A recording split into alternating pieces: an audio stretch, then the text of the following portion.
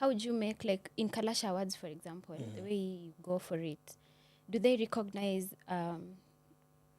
also people behind the scenes? Yes, they do. Yes. Yes, we have best cinematographers, best sound editor, best sound composers. We've had those awards. Okay. Yes. So as the the chairman of the Kenya Actors Guild, what different thing would you like probably to be done in the Kalasha Awards, the coming one? Wow. I think it has to be, we have to get votes through merit. Unfortunately, I think some of the choices that we've seen being made is people are being voted in or getting votes because of popularity. And we are depending on social media for the general public to vote for people. But I wish we would get a bigger a bigger portion ratio for the jury to vote for who they want, and then a smaller number of, we can just open it up to the public. Or rather, we can have a category that is just Best Viewers' Choice Award, that where we can open it up to the public. But otherwise, if we can have the best actor, best actress, if they can be voted either by peers or an academy of professionals who understand what the craft entails. Yes.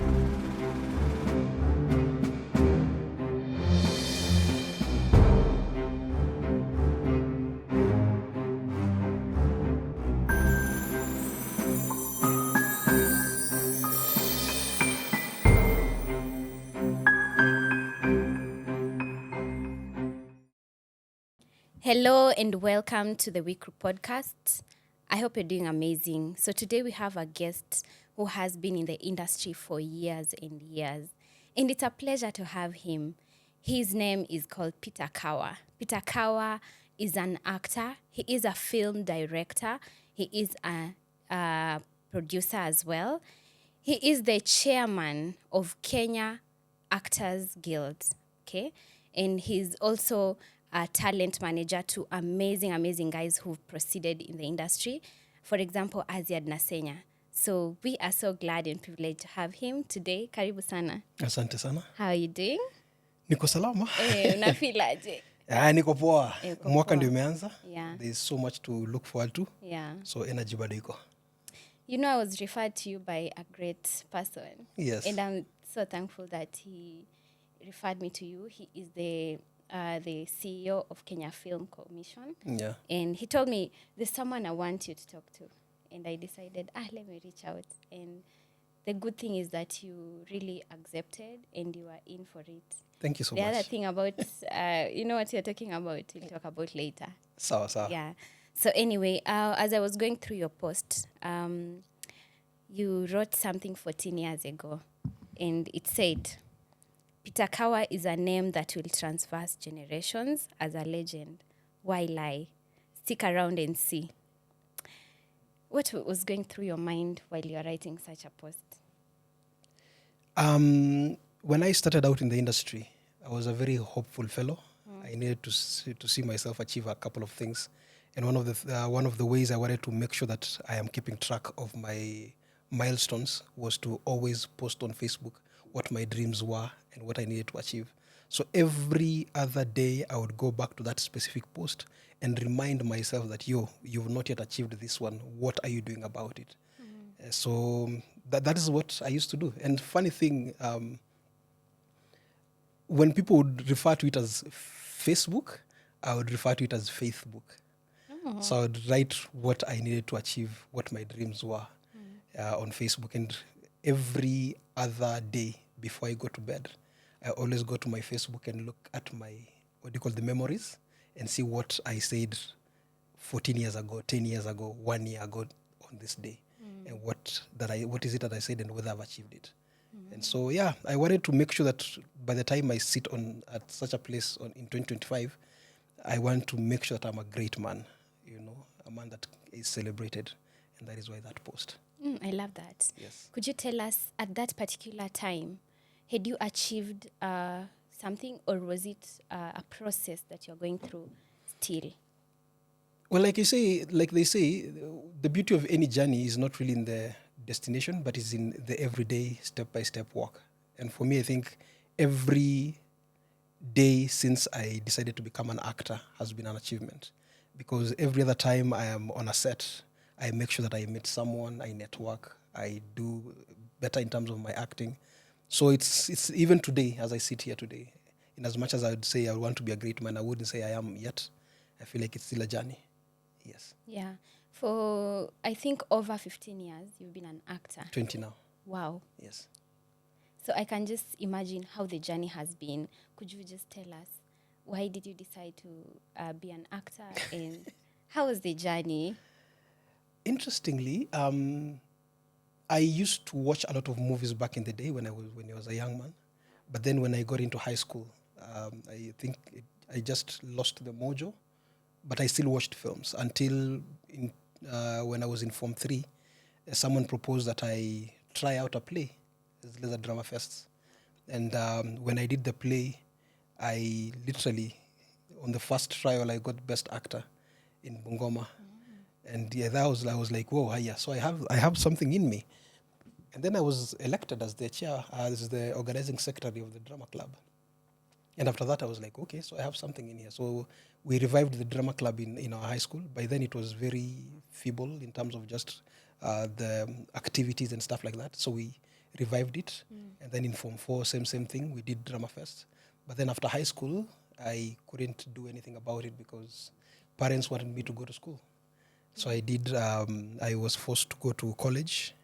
And then after college, I was like, you know what, this is not my thing. Sitting in class, it was a bit too much. I was studying information management systems. So I started doubling up between college, and I found a friend who brought me into his company. He was doing traveling theater company. So he told me, come and start rehearsing. So I started rehearsing. So I would do classes in the mornings, and then in the afternoon I'd be in rehearsals. Yeah. However, at some point, rehearsals started taking too much of our time. And so we started eating into my class time to a place where now I never used to go to class. Wow. Your parents didn't know that. They did not know that. Then I think the turning point exactly was when I did my exams. I was a very good student in my class. I passed, but then there are just two particular points that my lecturer wanted me to recover. So I was supposed to recover them on a particular Monday, but then on a Sunday is when I was told, yo, we have our first show, and it's not in Nairobi, it's in Nandi Hills. And that is how I decided either I go and perform on Sunday, or I wait till Monday for to receipt my exams. Yeah. I went for the latter. No, I went for the former, which now I had to travel. And that was the last time I stepped in a class 20 years ago. Wow. Yes. It's nothing I'm proud of, definitely. The fact that I never finished college. I was literally the tail end of it to get my diploma. But I tell people, looking at what I've achieved so far, it may be stupid, it may be not a good choice, but it's not regrettable. Yes. Yeah, and then since that time, I've done travel in theater. I went to a lot of counties. We performed in many schools, came back to Nairobi, did a couple of shows at the National Theatre. People saw me. They're like, yo, this guy is good. They would try me for TV. I did my first show on Makutano Junction. Then I did Inspector Mwala. I did, just jobs. I did my first advert, Taifa Leo. All this was happening in 2007. And then things just started opening up. I formed my first company in 2010. And here we are. Yeah. So I've just been thinking about your acting career, and now I see you're a director, you're a producer. Yes. So these branches, when you're shifting into them, for example, if you're directing, do you get yourself sometimes feeling like you can act better in a certain scene, or rather, otherwise, if you're acting, do you feel like you can tell your other actors, direct them on some scenes? Yes, it happens a lot, especially if you're an actor. I mean, there's a way you'd feel like you'd want to move a certain way, but the director will be like, yo, I think I want you to go this direction. Definitely they are right in their own mind because that they have the overall vision. But then as an actor, you're like, I wish I would have taken the other side. And that is why now, at some point, I was like, you know what? How about if I actually either not necessarily directed myself, but became the director myself so that I can take it to the direction I would have wanted it. And that's how I became a director. So I would try out things. And yeah, I think I like being on this other side, being a director, because now you have full control of your story and your narrative. Sometimes also as an actor, you feel like you're limited, or either you're being forced to do things that you didn't want to, but there's freedom in being a director. Yeah. Yeah. So most of the young people would love to be actors, right? Yes. People want to be seen on screens.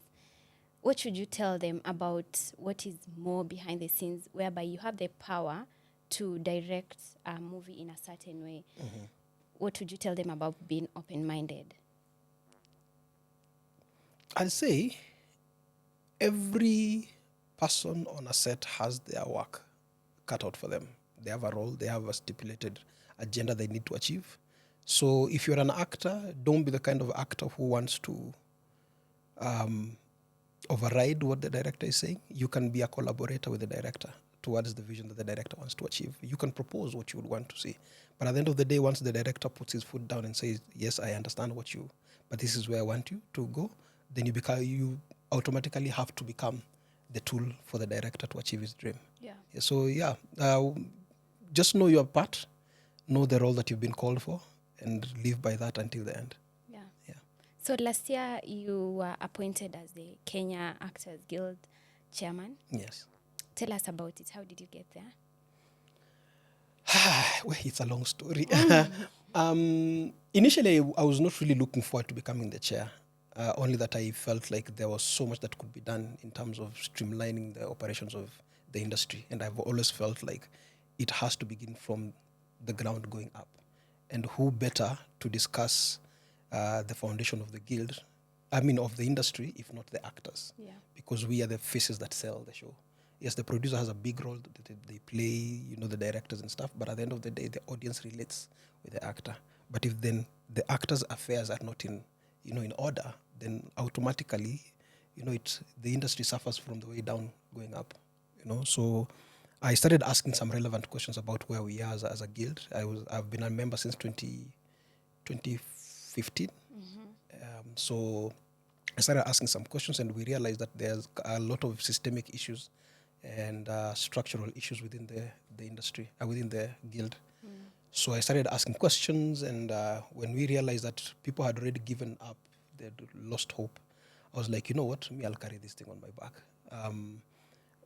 The other reason why I felt like my vision was very clear why the Kenya Actors Guild has to work is because I'd also been a talents manager by that time. I've been a manager for quite a while now. And I have been in different forums where I realized that, all you just need as an artist, as a creative, is just to brand yourself, work on your communication, work on, your rate card, your branding and stuff like that. And if that works for content creators, which most of the people that I manage, I was like, then why not for actors? Yeah. So whatever I saw being implemented there, I felt I could be implemented under the Kenya Actors Guild. And then lastly, when I'm negotiating for most actors as a manager, I realize that most of what they're asking for as a service is literally exactly what a guild should be doing for them. Okay. And that is checking up on their welfare, trainings, capacity building sessions, networking sessions. And most of them are like, Kawa, can you help me get this? And I'm like, it's a bit overwhelming trying to manage around 5 guys. Sometimes there's a time I even had 17 people. Yeah. And it got a bit too much, and I was like, no, I wish you could just get a body with an office that has capacity, that can host more than 500, 2,000 people and still speak for these people instead of 1, 2, 3. Yeah. Yes. So don't you think you've forgotten the people behind the scenes in terms of the work that you're doing? For example, we look at the people behind the scenes, like what can I say? The location managers. Look at people who hold the speakers, like all those people, camera guys. I feel like there is a gap because most of them don't get supported in one way or another. Don't you think the guild has really forgotten them? Just even from the name itself, our objective is very clear. We deal with actors alone, right? However, that does not negate the fact that even the crew members have their own guilds and associations. Writers have their own association. Grips people are very united and they have a very strong foundation in what they need to do. We have production designers. They've also started engaging in setting up their own outfit. So I think it's only best that different crew members or departments have their own associations, because all of us have our different challenges. You cannot, whatever I am doing for the Kenya Actors Guild cannot necessarily be done for what a crew member, the challenges they are going through on set. So that is why it is always imperative that each department has its own association. And there are a couple of talks all over the place where people are forming their own associations, yes, outfits. Okay. So let's look at the films that you've done, yeah? We look at Sumula Penzi, yes. We look at Fihi, yeah. You have been like Victor, and then the other one you've acted like a pastor, yeah. Yes. Pastor. So I'm thinking about the movies, and how did you change? Recently, you've worked on Subterranea, yeah. So how did you change the characters? Because there are two different kind of characters that you're used to doing it, and this one is more of a sci-fi. So the people behind the scenes, like the director, how did they adjust to the new character that you were in?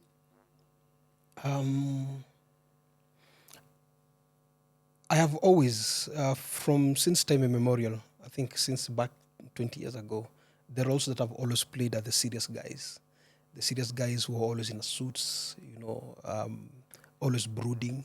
But then when I got Sumula Penzi, which was my first major role on a TV series, they wanted someone who's sleazy, someone who's kamkora flani, And I was like, this is a good challenge. Let me try, because now people have always known me as...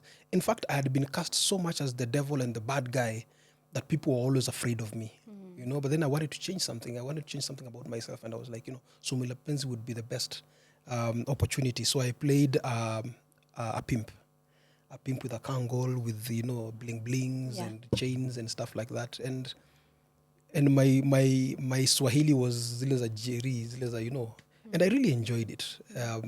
So I tried many other roles that were not too serious, that had some edge to their performance. And then when I was done with that, I played now my next role, which was a pastor. Again, sleazy, kamkora pastor, Yeah. I enjoyed playing such until I was like, you know what, I've done enough of such. Can we now go to the slapstick kind of comedy, where now instead of being the sleazy kind of characters, I was like, let's go to the far end of comedy. And that's when I got now Real Houses of Kangware, where I was just being a fool.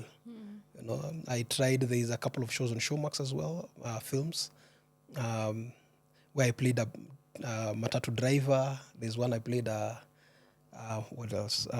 A caretaker. Yeah, I tried all that until one day I think I went on YouTube. I was reading some of the comments from Real Houses of Kangware. I was like, I was not as good as I thought I was. So I dropped the comedy. I wanted to go back now to serious action drama. So the next role I played was Uradi, when I was a terrorist. I went back to what I used to play. Yeah. So I played a terrorist Jeshi, general, and I really enjoyed it. Yeah. And after that, 2 months later, I went to Morocco. Now I played another role, which was more or less like what I played in Uradi, where I was a bad guy again, a general who was, harassing some diplomats.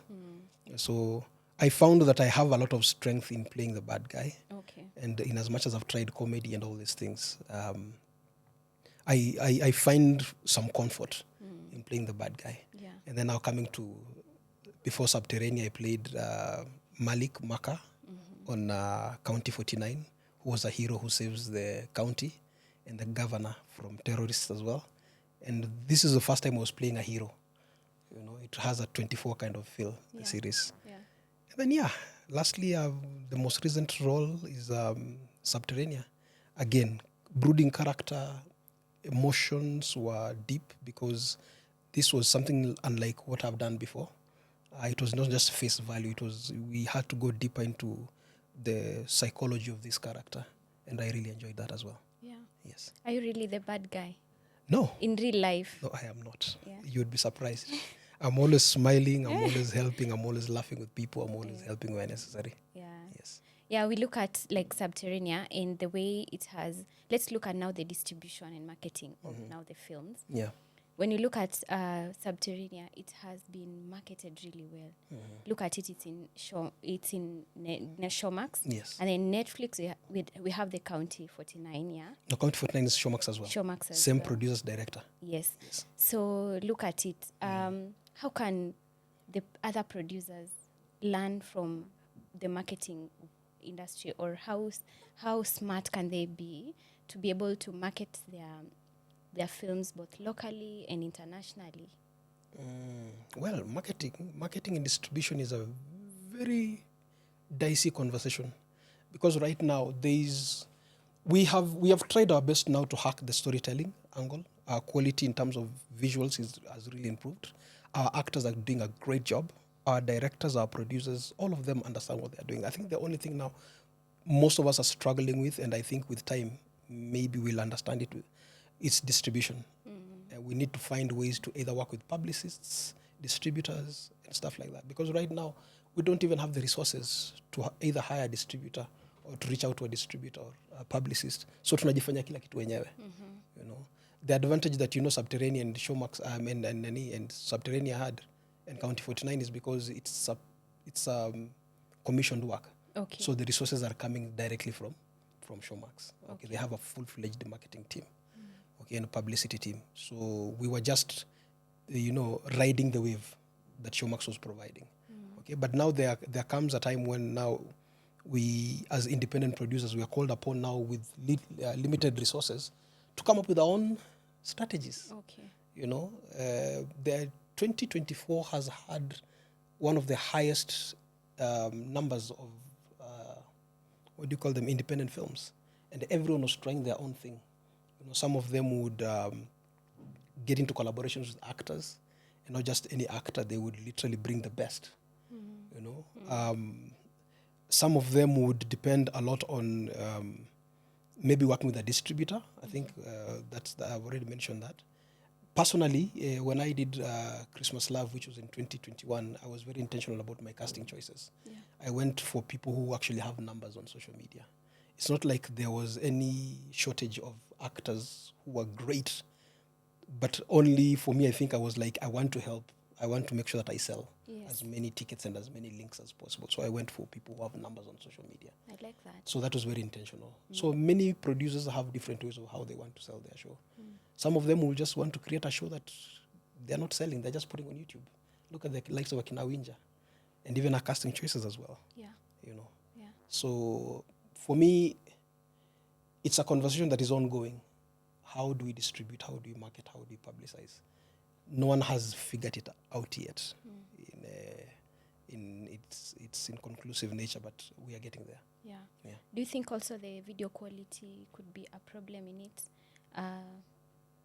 especially for the public to consume? Really?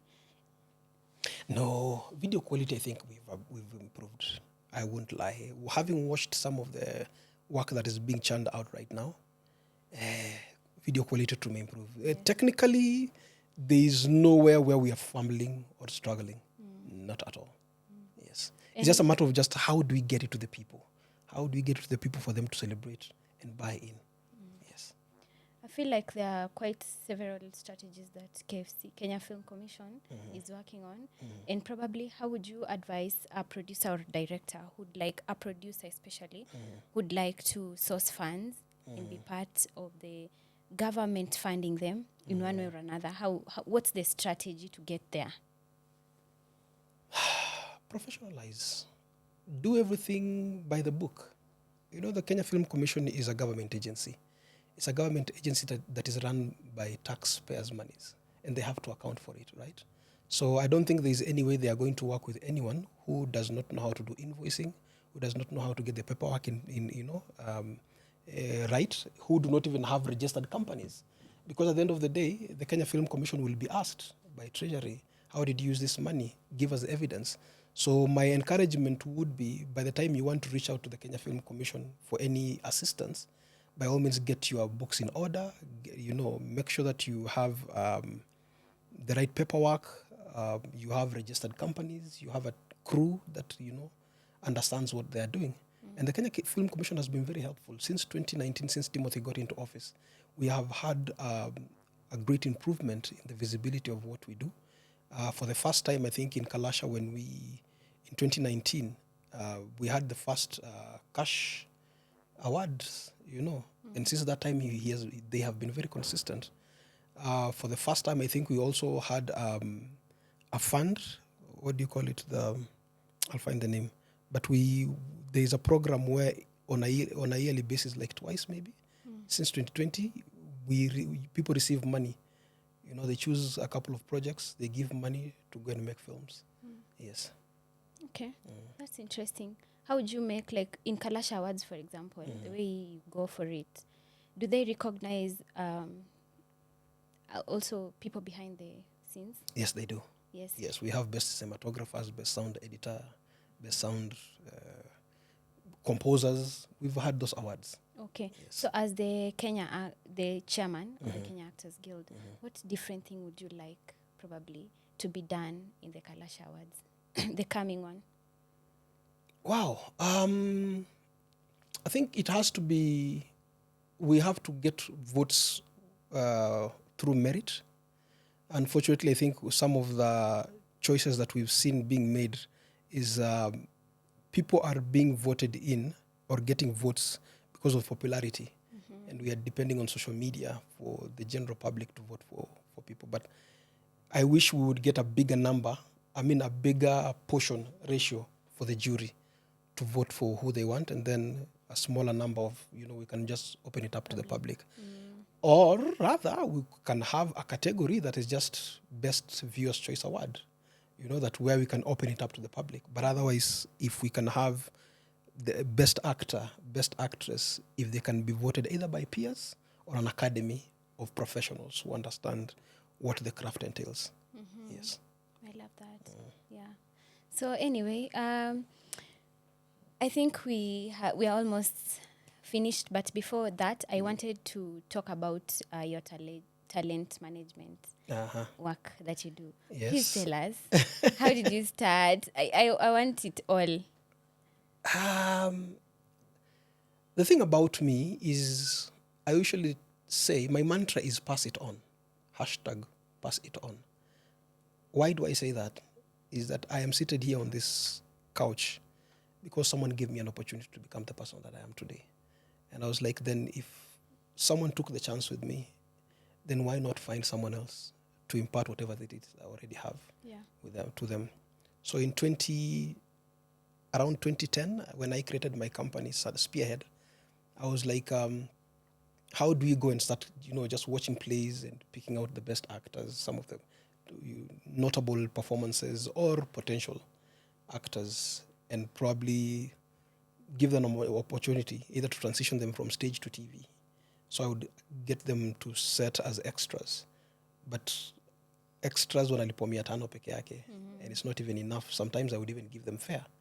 But then from 500 for me to get my fare back, it's counterproductive. Yeah. So we started investing a bit more in these actors.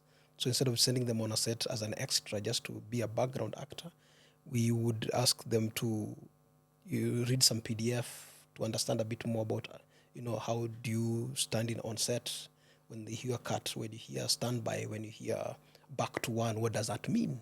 Then we realize we're investing a bit more in these people, so that the next time I take them on set, I talk to the casting director, I'm like, don't take them as an extra. Can you take them as a speaking character? Even a word or two. Take them as a policeman and arresting someone. That's not an extra. At least that's and badala ya kupewa sasa 500 anapewa 2,000. Sasa kwa 2,000 unamwambia 300 yangu ya fare nirudishie, and that is how now it started pole pole. So we professionalized pole pole and started monetizing the whole venture.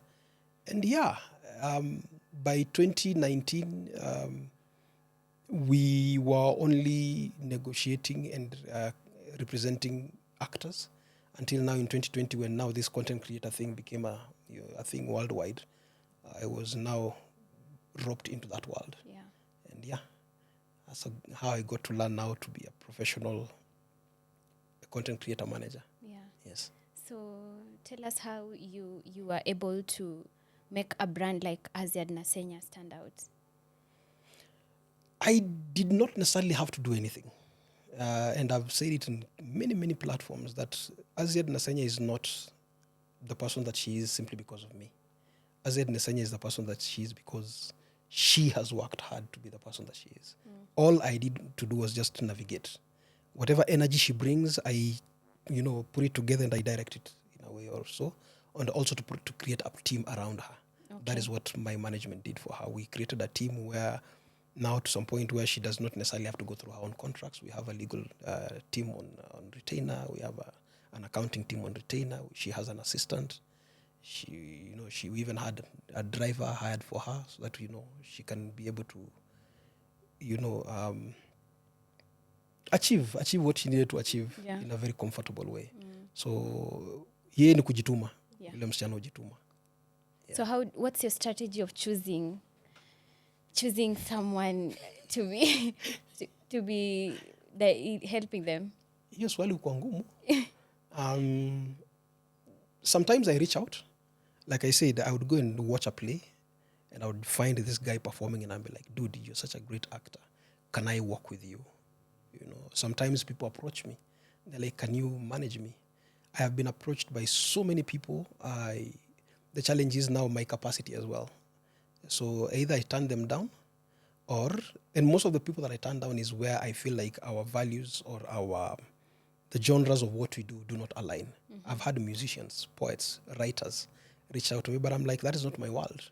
I do not understand the music world. Even if I were to manage you, I would be doing you a big disservice because I don't know that world. A writer tells me, oh, can you? But I'm like, I don't know how to negotiate for you. But as an actor and as a content creator, I know that world. I know how to take care of that individual artist, right? So how do I choose when someone reaches out to me? We will sit down. I will first of all see if there's some talent. I will do some background research, what you've done before, what potential you have. And then if I find that there's not really much you've done in terms of setting yourself up, I'll give you some assignments. Okay. Especially for actors. Actors, I will just tell them, what are the tools for being a good actor? First of all, do you have your headshot? That is standard. We are in a studio right now and I believe we understand that language. When you're taking a photo, don't take your photo here on this because it's too noisy. Don't take a photo with a shot that blends with your background. If you can work with a white background or a black background and then have a contrasting color, take photos that you really want to show the character that you want to play. So if you want to play gangster roles, come dressed up as one. Take photos. So the next time someone asks, "Nezona picha zako," you offer them immediately because that is how our industry works. People are cast by tuma picha, tuangalie rangi imekataa. Even unakataliwa tu. Huyu ni mweupe sana. Character script nasema tunataka mtu mweusi. Tunataka mtu anakaa hivi na hivi. So photo ndio your first doorway into getting a role. Then the second one, it's not really mandatory, but a show reel. If you do not have access to a show reel being a couple of scenes of things that you've done before. Yeah. But if you don't have that, then do a monologue in front of your camera. Again, clear background, have it at this level, and then either look straight into camera or off. If you don't have that, then just do a write-up, a profile of who you are, what your aspirations are, and list some of the works that you've done. Okay. Now, I will send you to go and find those. I'll give you 2 weeks. In 2 weeks, if you will not come back to me, then are you serious? That is how I get people. Okay. But if you work on that, and then I'll be like, I am willing to spend an extra minute or so on you as we look for jobs and the likes. I love that. Yeah. So your mantra, pass it on. Yes. Whom would you pass the mic to who has really been someone behind the scenes, okay, to support you in your career? Who would I pass it to? Yes, and what would you say about them? Wako wengi. Huwa nasema, I am a product of very many hands. I am a product of very many people who have invested in me and given me opportunities. And even the films that I've done, people have said this ni Kawa, twende fanya kazi na yeye. You know, so people have given their all. So the list is long. But for now, allow me to single out one gentleman. It's called Gregory Kiwo. He's a gaffer. I love that boy from here to Timbuktu. He's a beautiful soul. I think anyone who's ever worked with Greg will tell you that Greg is always willing to work. Greg will give you the best, even with your minimum resources. You know, Greg will always bring good vibes on set. And Greg, even if he will say no, he will say it in a very subtle, very humble way. But he'll always find a way to also just assist hata kama nile kidogo tu come through na. He may not even be there for you, but he will provide another guy. I say, Pau, endo work na Kawa. You know, because Pau ni watu wameuye mwenye mentor. Yeah. So he has raised very many people in the industry. And when you look at such a person, I'm like, yeah, he needs as many platforms as possible to tell his story and for people to actually celebrate him for what he's been able to achieve in this industry. Okay, that's great. Yes. I somehow reached out to him. Oh, is that so? Yeah. Where Greg, uko wapi? Kuja kwa show. Yeah. Yes. Sawa. That's all for today. I would love you to, as we part short, I would love you to encourage someone, a young person who's maneuvering or an aspiring filmmaker. How best can they create themselves to be in the industry and to come out as better people? I think I would say come into the game knowing what you want to achieve. Come into the game apart from just knowing what you want to achieve, but also having principles and values that you can abide by. Okay, and then lastly, align yourself with like-minded people in the industry. Like-minded in the sense that they are professional in what they do. They are structured in their operations. Once you align like that and network a lot, then by all means, it is not a guarantee, but there is a high chance that you will succeed in this industry. Yeah. Yes. Thank you so much. Karibu sana. Thank you for coming. Yes. Thank you for sharing your knowledge. I hope it's been worth it. Very much. Asante. Very much. I was thinking of how I can approach you in terms of doing the behind the scenes work, but it's been amazing. Speaking of behind the scenes, Yes. We've not talked about my company, Sanaa Post. Sanaa Post. Have you heard about it? No. Oh, please. Sure, share with us. Ooh. Yeah. Sanaa Post is my flagship, project. In 2017, I had been blacklisted from the industry because of agitating for actors' rights. And it was rightfully so. I think I did things in a very ad hoc way. I was not very structured in my messaging, how I wanted to approach the challenges we were feeling. And look at now, we actually, I'm being the chair of the Kenya Actors Guild. I'm still achieving the same, but in a very structured, in a very official way, right? Initially, I was just a hothead. And so when I was at home, I was like, you know what can I do right to make sure that either I start getting jobs and can I be of value to the producer that I work with? And can I also do it not just for myself, but for my fellow actors? Yeah. So I created Sanaa Post. And Sanaa Post is an online platform that gives actors an opportunity to display their works on a digital platform, both locally and internationally. So one of the things was, how do you create a database of actors? And you see those things that I just mentioned, the show reel, the headshot, and the profile, all of them can be found on Sanaa Post, where Peter Kawa, I think I shared with you my link. Yes. That is exactly what Sanaa Post is. And it creates a community where actors and artists and even crew can come and display their works. So it's easier for someone when someone asks you, can you tell me a bit about yourself? Before I start telling you, Sumula Pensi Fihi, I'm like, just chungule link. And then even that 2017, I Googled myself, I realized I'm not on the digital platform at all, on the digital space. So I set out to start creating material for myself and for other actors by taking photos, videos, interviews, red carpet, behind the scenes, and put them on social media. Okay. Right now, Sanaa Post, if you were to Google majority of the artists, either individuals, companies, initiatives, government agencies, 60% of the material you find on the digital space is from Sanaa Post. That is the milestone that we have achieved. Great. Yes. Is there like a guide on how someone should put their profile in it? Yes, there's no guide per se. It's just like you always create your profile on social media, like Instagram.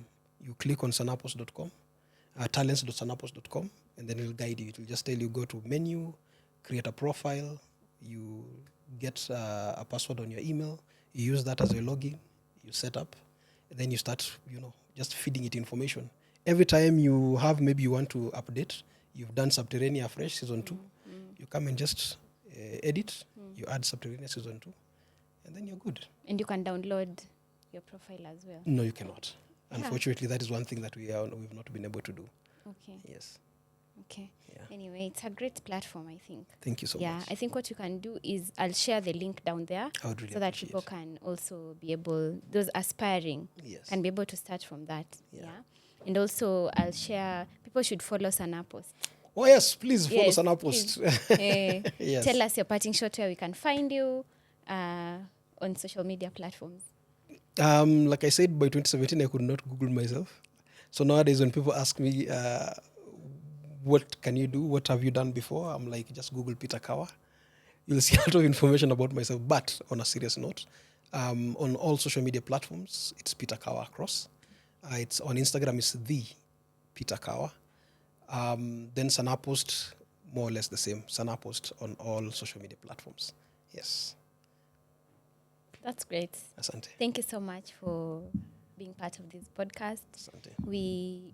Through you, I know I'll get to people. Nitakulipisha tu. Yes. Yes. We'll talk about the money. Yes. But I'll talk to you about talent management. Karibu sana. Probably I need it. Karibu sana. Yeah. So anyway, Okay. Thank you guys for tuning in. Thank you for staying with us till the end. My name is Noela Toywa, and don't forget to like, subscribe, and follow us on Instagram. Have a good time. Bye.